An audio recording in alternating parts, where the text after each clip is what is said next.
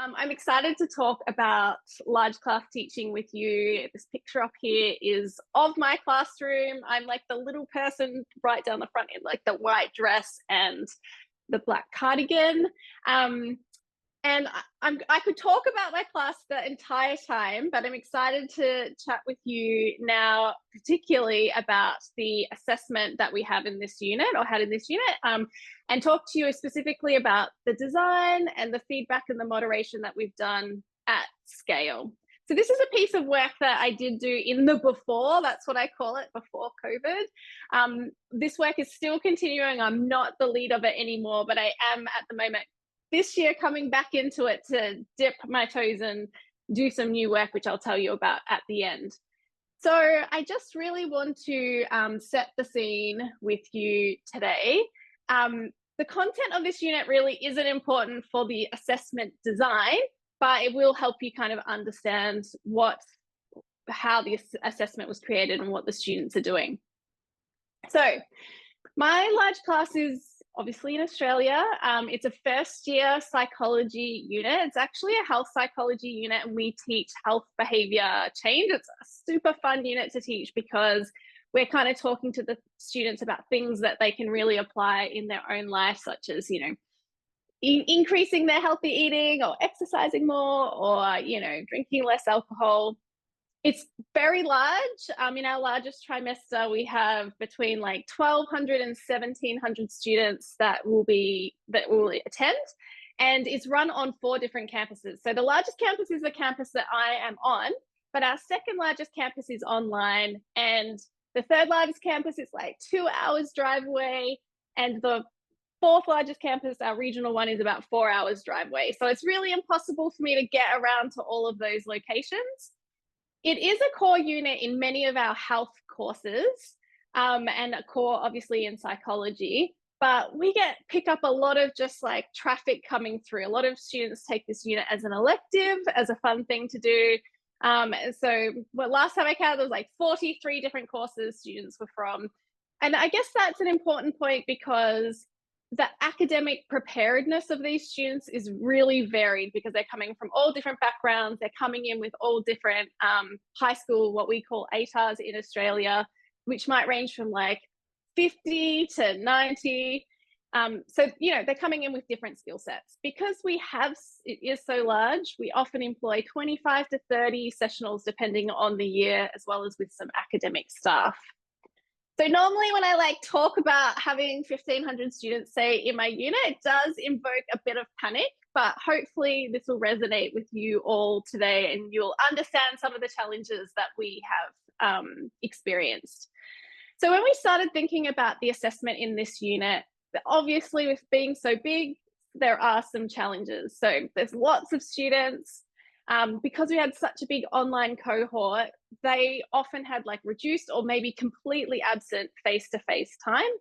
And as was mentioned, I'm really interested in self-regulated learning and online learning. So thinking about how those online learners are moving through the unit, like our subject, and doing the assessment was really important.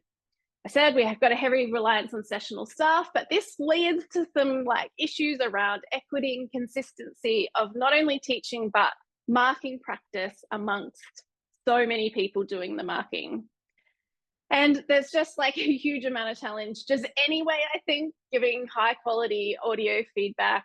And we were really interested in, this is a first year unit, we really wanted to build some formative skills in students, but needed to also grade them for summative purposes, while also keeping in mind kind of budget constraints. We don't have infinite amount of money or time or human resources to do that. And then lastly, I would just say probably the other challenge that we have is a kind of selfish one, which is around remarks. So if you think about having 1,500 students and 10% ask for a remark on a particular assignment, that's 150 assignments that we have to remark. So times 3 assignments, which we have in this unit. So we were really, really keen to think how do we just do the marking so well that students might not like their mark, but they understand why they got that particular mark and don't complain about it. So our focus was really on getting students to understand standards. We really wanted to scaffold the assessment. As I said, it's first year. We wanted to really focus on high quality feedback and ensure high quality marking. So I've put this slide up here, and I do not expect you to be able to look. It's more of a zoom out. So much to say to you that we're going to zoom into these individual components, but it's all part of a bigger picture. It was all designed with these multiple components in mind. And those 4 things that we're going to zoom into are really around what the assignment is, that we have this exemplar, that we the type of feedback we're giving, and the work that we're doing with markers. Those are the 4 things. And you'll see along the side, I've kind of divided the whole kind of map design of the assessment into things that we're focusing on that kind of increase students' notions of quality, but also we were really interested in increasing the markers' notions of quality. And so those 4 components relate to those 2 things. So we're going to start with just like giving you the background to the assessment and zoom in on that map. So I said earlier, like I was really interested in kind of scaffolding their learning. And so we had these 3 journal posts. The students in this unit are doing a health behavior change, which is really like a fun assignment to do. What we're doing in class is we're learning key concepts, tools, and techniques related to behavior change. Then the students must apply them to themselves. And each journal post, so this is over the course of the whole semester, they're writing and reflecting about their behavior change. Now, no marks are allocated to whether or not they actually achieve their goals. It's really, we're looking at their ability to apply and reflect on these tools, concepts, and techniques. We really wanted them to link together, and we wanted them to be scaffolded. So this is kind of like what it looks like. Again, the content's not really super important, although I have kind of put some notes about what it is. So you can see here they're doing 3 assignments. They're kind of identical in format. That was really important to us to reduce some of that cognitive load. They do like a 2-minute video, and they have a written component in each piece. We designed the assessment so that it would increase with difficulty over time. And this again was related to that scaffolding and thinking about the types of skills that the students are learning. So in the first health behavior change, like they're going to pick a topic, so they could pick anything they liked. You know, let's say they pick, meeting 10,000 steps a day. In the first assignment, we would spend 2 weeks in class doing all the activities that related to their assignment. So it was completely, I guess, co-regulated with them, lots of structure, lots of support, lots of opportunities to talk both with the teacher and their peers. Then in the second journal, we kind of started to remove some of that scaffolding. So students would get about 2/3 of the activities that they would be writing about in their assessments, we would work on in activities in class. And then by the 3rd journal, they're doing about 1/3 over a week. The skills are, deliberately set up in this journal to be repeated, although not in identical ways each time. The students also got a rubric with their grade for each one. We gave audio feedback, which I'm going to talk to you a little bit more in detail now. And also they got a video. So part of what we were really interested in was developing and personalizing the relationship between the marker and the student, remembering lots and lots of students, lots of markers. We would be turning around 1,500 assignments for 1,500 students in a 3-week period. So it's very high intensity. So it meant that the people that might be teaching the student might not always be marking their journal. So we had a video just so that they could introduce themselves, say hi, give a kind of an explanation as to what they, how they were going to mark their work and what to expect. So we started doing this assignment, and it kind of became apparent that students didn't quite really understand what good quality was. And we thought, how are we going to, be able to do that? And we decided to do an exemplar for the students. So this is this top component up here in the map, and it's all about increasing students' understanding of notions of quality, or their evaluative judgment. How do they know what good quality work looks like? So part of this is we started making an online exemplar. We did one exemplar journal for the students for each of the 3 assignments. And within that, they were able to observe somebody else's performance, so see somebody else's piece of work, and they then could see a discussion about how that piece of work was marked and hear feedback on that piece of work. And the actual piece of work was me doing the assignment. I became like literally the healthiest person on the planet in the 10 years that I took this unit, because every year I'd pick a new health behavior and I'd make a new exemplar journal. And so I've done like everything from like eating 2 fruits and 5 vegetables, 10,000 steps. In this particular one that I've got up here, I was going to do yoga twice a week for an hour at my local yoga studio. And my journal was not perfect. I tried to make it actually completely authentic to me. It felt and sounded like me, a bit over enthusiastic at times, too many exclamation marks. And sometimes I met my goal and sometimes I didn't, right? Like I didn't do this perfectly. In fact, the journal itself never really got a high distinction when it was marked. But what we did was just show them what the assessment looked like, I used the same template that the students were using. I did the same video and written component as them. But then what I would do is then mark my own work. And I would mark it using the rubric and record myself giving audio feedback, talking about what I'd done really well and what I could do better in the future. So this not only like helped them to understand and pick apart what the good quality of the work was or not, in the case when I didn't do things deliberately well, but it also just like familiarized them with the task and familiarized them with like this idea of this audio feedback that we were going to give them. It probably won't surprise you to know that the exemplar journal was the most frequently accessed resource that the students looked at in this subject. So to give you an example, one year we had 1,553 students enrolled, and from the 3 exemplars, we had 8,157 views, which meant that students on average were viewing it like 5.25 views each. So they were coming back to it more than once to look at and use when they were developing their own assessment piece. So on top of that, we then were thinking about feedback.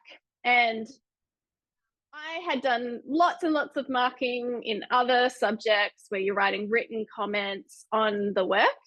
And I was just really interested in, I guess, moving away from getting into some of that nitty-gritty where you might be correcting sentence structure or correcting grammar, and that absolutely has a place, right? So I'm not dismissing how important it is to help students with their actual writing. But for us, we were like, look, there are other first-year subjects that are really honing in on this kind of feedback. We want to kind of move away from that, and that gave us a little bit of freedom, because when giving audio feedback, it's actually super hard to be like, on line 3 you did this, you know, this word should have been this other word. You just can't do that. So you kind of think more holistically. So we started here with our 3 journals, and we said, all right, we're going to do feedback using audio feedback, and we gave it a go. We started teaching the markers how to give audio feedback. They were giving like 5 minutes of feedback per assessment piece, and they're literally talking to the student about their piece of work. That's what it is. And it's so lovely because, yes, it's not quite the same as being in the room with them, but it does feel very similar because it's very personalized to the actual person. So we did this for quite some time. When I come up with ideas like this, I like to kind of compartmentalize the stuff that I do and contain them in so that I can see how things are working. So I often will like have a big plan in my head and then just zone in, do one thing, then kind of look, see how it goes, have a feel for it, tweak it. And then once I feel like that's really right, in another trimester, I'll implement like the next stage. So that's kind of what we did here. We did the feedback. We thought, yeah, this is pretty good. Students are really responding positively to it. But we had this issue that it was becoming kind of apparent that some students weren't even opening the feedback. You know, you can see like on the data in the learning and the LMS, and we're like, heaps of students aren't even opening it. Why aren't they opening it? And it really became apparent that some of them just did not know what to do with feedback on an assessment in relation to another assessment, right? You're telling them about their performance on this one thing. Some of them really struggled to translate or transfer that more broadly to other assessment. So I thought, what can we do about this? And we came up with this idea of doing feed-forward feedback. I didn't invent the idea of feed-forward feedback, but I thought, yes, we could do this. We could like give feedback that is really tailored to the next assessment piece. So if you think like we were giving feedback on their performance, so their current performance, which is partly around justifying the grade, but also we were adding this feed-forward feedback, which was really deliberately looking ahead to the next assessment piece and offering them constructive guidance on how to do better in that future work. And it took some planning. We had to really map out what are we doing in each of these assessment pieces, where are the skills overlapping, where can we actually pinpoint times where it's very easy for 30 different markers to be able to pick up and be like, oh, see this thing that you're doing here? We're going to do this thing really, it's going to be really similar in the next assessment. And this is how I'm going to help you do it better in the next assessment piece. So it's very explicit, very much tied to that future piece of work. So this audio feedback, what we learned when we were doing the audio feedback is we really needed to like hone in on what was important. So we kind of, I mean, writing is important, but for us, we were not focused on grammar or sentence structure, etc. We learned that, you know, very quickly that if you give just ambiguous statements to students who say, oh, that's fantastic, or you could have done this better, they don't really know what that means and don't know how to work out how to do it better by themselves. Or even sometimes we found that students would do something really fantastically, but actually not quite understand how they've done it really fantastically. And so we started working with the tutors around doing explicit statements. It could be around good performance. So we absolutely wanted to say to them, this is fantastic, but we wanted to say, this is fantastic, and these are the reasons why you did X, Y, and Z really well. We also wanted to help people improve poor performance. So really explicit statements around, you know, maybe you didn't do this as well as you thought. These are the bits and pieces I thought let you down. And we use that as a teachable moment to actually say, okay, this is how you can, how it should be done. And then, as I said, we gave this feed-forward feedback. I think the other lesson about doing audio feedback is you cannot be precious at all. Like, just if you have perfectionistic traits, you're gonna have to give that up, because otherwise it's not efficient at all to do. So we would teach people to just be like, hey, whatever, you just got to record. Once you start recording, that's it. If you cough or sneeze, or like maybe your dog barks in the background, you just like keep going. If you're like talking and you kind of forget what you're saying, you just say sorry and you just keep going. And if you want to correct yourself or think of a better way to explain it, you just do that, because this is like a conversation, and sometimes conversations go that way. And I think once you can kind of let go of, you know, needing to do something totally perfect, then it is really efficient way of doing it. And actually, I think it's nicer when you do it in a kind of more informal way. So I just wanted to play you this little clip. This is from a sessional that I've like pulled off an assignment, and I've just kind of put little tags so you can understand me pointing out like whether it's feed-forward feedback or positive criticism or whatever. He's talking about the assignment. Obviously, you won't understand the content necessarily, but hopefully it gives you an idea. So now moving on to part B, starting off with question 1 here about your SMART goal. So in terms of this, there's some nice details here, and I like how you've actually come up with quite a few different plans of how you're going to increase your physical activity. So there was some really nice discussion and thought that's gone into this. I do feel that these did need to be written a little bit more closely to make them meet the SMART criteria. So being a SMART goal is a really specific statement. It's got a very specific structure. That is that it's a very strong, it's a short statement that includes all all 5 SMART criteria. So it's specific, it's got some element which makes it measurable, it tells you what you're going to do, so that's the action, it's realistic, and it's time-based. So looking at some of the statements you have, you've got some goals here which meet 1 or 2 of them. So for example, you make them time-based, you say 2 days a week, and you say go to the gym for exercise. So that's it talking about the action. But I don't feel that any of the individual goals that you planned here meet more than a couple of the 5 SMART criteria. So it is really important to have that SMART goal, really strong SMART goal, moving forward for the future journal posts. If you want some ideas about how you might go about making a SMART goal which meets all 5 of the SMART criteria, a really great resource is to refer to the Week 2 seminar notes, where there's some very good examples of different types of information you can include to make a SMART goal include specific details. For example, you might... So you can see you can get like lots of information out in a really quick amount of time. That was a sessional tutor just talking about giving feedback on the piece of work. So we would give in this unit like over 4,000 audio files to students in an 11-week period through the 1,500 students doing 3 assignments each. So it was a lot, but and the students really loved it. And so then once we kind of got the audio feedback and everything kind of nailed down, we were starting to think about markers and how do we enable them to give really consistent, high quality feedback across like the campuses, and it didn't matter what group they're in, all students would have this really similar experience. So this is just this part of the model where we're focusing in on the notions of quality of the markers. So here, remembering the markers are marking journal post 1, 2, and 3. They're giving feedback to the students and they're assessing the students against a criteria, and they're doing that 3 times. We were like, I mean, there's lots of moderation practices that you can have. We certainly, I was certainly using a range of them before we implemented this practice, but we started thinking, okay, how do we get the markers to understand what a good piece of work looks like, how to apply the criteria, and how do we make sure everybody's doing it consistently? And we thought, you know what, why don't we just do what we're doing with the students, with the markers? So with the students, we're reading their work and we're giving them audio feedback, and we're giving explicit instruction about what to do and what to do better. We thought, we'll do that for the markers. We're going to give audio feedback on their audio feedback about their marking. And this is kind of what it looked like. So we ended up kind of setting up a whole heap of resources in the front end. So we had a marking guide. We did have scripts for giving audio feedback, especially at different levels of ability. So, what if a student had done really well? What would the script look like? What if a student had not done that well? What does the script look like?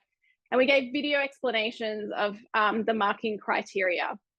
We found the scripts were really important for inexperienced markers, and they often would kind of really use the scripts for their marking early on. But as soon as they'd marked, 5, 6, 7 assignments, they really started just to make it their own and not read the scripts anymore. We then let them start marking. They marked the students' work. The students couldn't see, we had it hidden, but we would come in from the back end and look at the students' work. We would think about how we would apply the criteria and what feedback we would give. And then we would listen to the markers' feedback on the work. And we would then record our own feedback about their audio feedback and send them the audio file. And it was such a lovely process because it not only just kind of captured what we were trying to get them to do, which is hey, this is what good feedback sounds like, but also it helped us to build a relationship with them because we were just there talking to them about their feedback and giving them advice about how to improve. And we would just continue that process until they, we're marking consistently with other markers. Typically, that would only be a couple of assignments, although some people maybe a little bit more. We also had a side process, which was around allowing them to observe other marking performance. And we had spreadsheets where they could see where markers were up to. Remembering we might be turning around 1,500 assignments in a 3-week period. So we're, quite anxious about making sure we get it all done on time. We'd be following markers to see how many they'd done, and other markers could see that. But we were also following grades and so markers could compare themselves. It also was a great flag for us. If a markers group was, say, particularly high or particularly low compared to every other group, it would encourage us to like go in and have another look, perhaps mid-marking. Maybe they've marked 20, 30 assignments. We'd go in mid-marking to be like, is this like what it should be, i.e. this cohort, this group is really amazing and they're all getting high distinctions, or maybe this marker is like marking a little bit too easy and do we need to help recalibrate them again? If you're interested in reading about that process, I do have a publication listed below there that talks about it.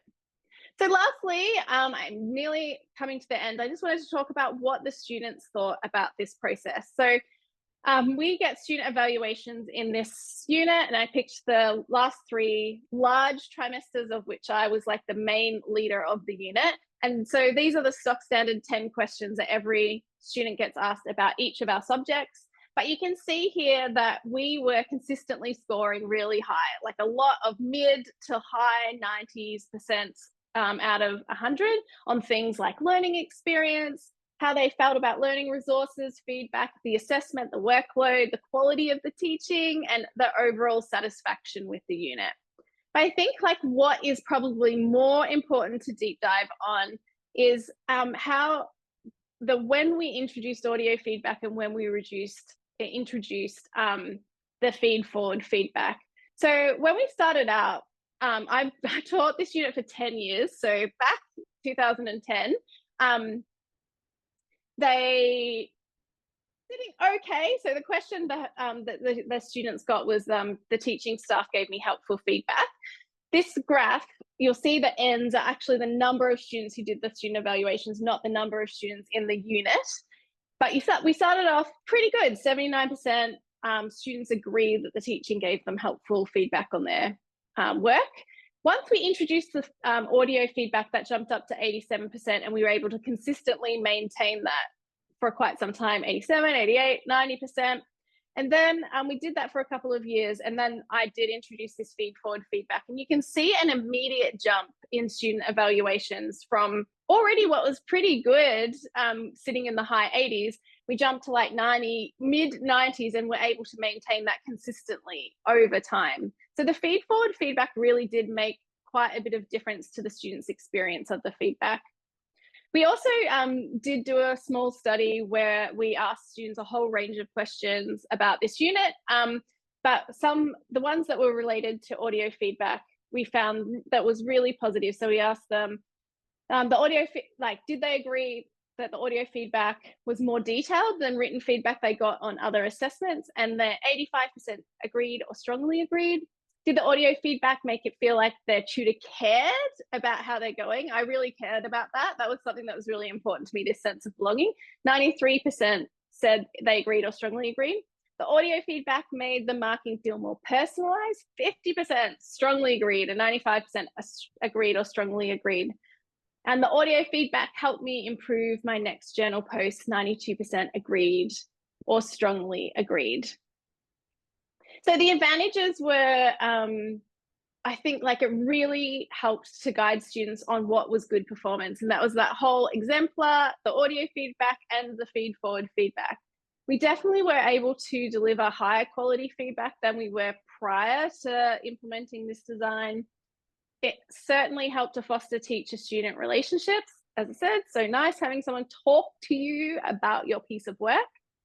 It was more efficient once you got the hang of it. It was a bit slow going, especially when we very first started out. We were teaching everyone to give audio feedback, but yeah, you get really quick at it. And when I've marked thousands of these, and I would just like be reading,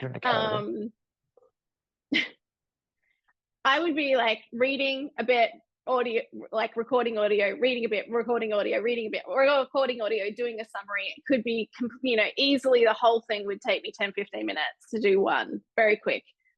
And the other thing that I just think is it helped to personalize. You couldn't cut and paste the same identical comment to everyone because you're talking to the student about their work.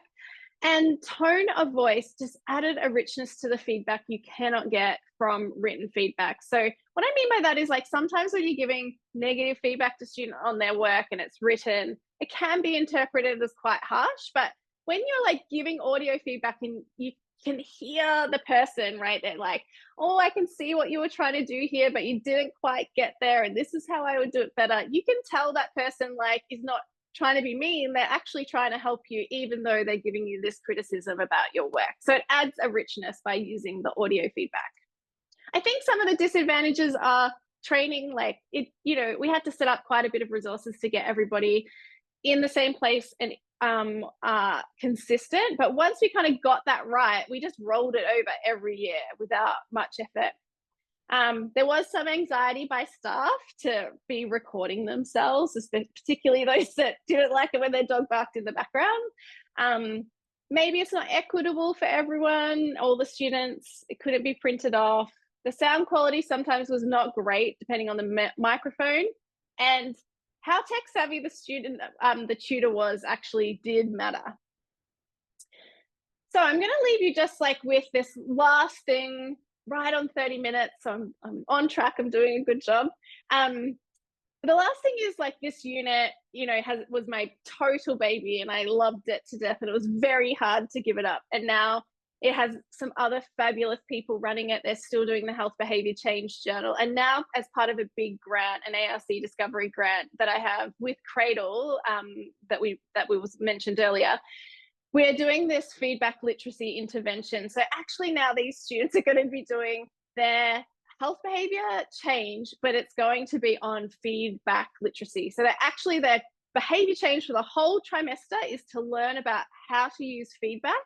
They're going to have goals around feedback. They're going to be applying the same health behavior change techniques we would use for like quitting smoking or exercising more, but we're going to be doing it in regards to like increasing their confidence in dealing with feedback and increasing like their knowledge about how to apply feedback that they get to different pieces of work. And really importantly, to have a lot of responsibility and autonomy for their own use of feedback that is irrespective of like what the teacher does, because we spend a lot of time thinking about what the teacher does and what feedback they give, and we don't always connect that to like what the student can and can't do with the feedback. This is really looking at, it doesn't matter what they do, what the feedback is. This is going to help them have a set of skills that they can use whatever type of feedback they get to improve their future work. So I'm really excited about that project, and it's about to start in 3 weeks, and we have 1,400 students enrolled in the unit.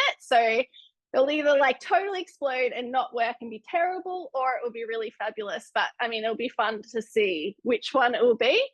And I guess the very last thing I'll just say is this whole design of this assessment is sort of like dragon boating. I don't know if anybody knows anything about dragon boating, but essentially dragon boating is like the real skill in dragon boating is getting everything working in harmony and people working together collaboratively and consistently. It's not about one thing being the best thing. It's about everybody being together as a team and working collaboratively. And I think that's really what made this assessment work. Not only the different components, no one component being better than the rest, they were all needed to work in unison, but also just the team. I couldn't have done it without the other academics and the fabulous sessional staff that I worked with as well. So I just wanted to acknowledge them.